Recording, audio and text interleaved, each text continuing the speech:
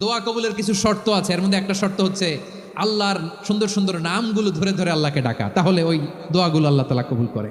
এই যে আর রহমান, আর রাহিম, আল কুদ্দুস, আল সালাম, আল জব্বার, আল আজিজ, আল হাকিম, এই নামগুলো ধরে ধরে আল্লাহরে ডাকতে রাজি আছেন? আপনি যখন দোয়া করবেন আল্লাহর নামগুলো ধরে যদি দোয়া করেন, আল্লাহ ওই দোয়া ফিরায় দেয় না।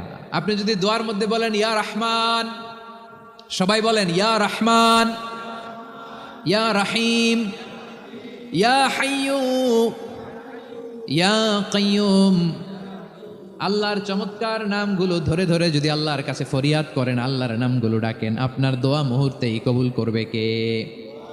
বিষ্ণু ঈসা ইসলাম এভাবে আল্লাহর নামগুলো ধরে ধরে জিকির করতেন, আল্লাহর নাম জপতেন। তিনি বলতেন আসআলুকা বিকুল্লি ইসমিন হুয়া লাক, আল্লাহ তোমার যত নাম আছে সব নামের ওসিলায় তোমার কাছে ফরিয়াদ করি, সব নামের ওসিলায়।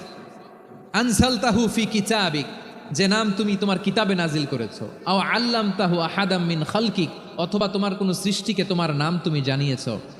আও ইস্তাসারতা বিহি ফি ইলমিল গায়বি ইনদাক, অথবা গায়েবের জ্ঞানে তুমি তোমার নিজের জন্য ওই নামগুলো সংরক্ষিত রেখে দিয়েছো। সব নামের ওসিলায় তোমার কাছে চাই। সুবহানাল্লাহ পড়েন।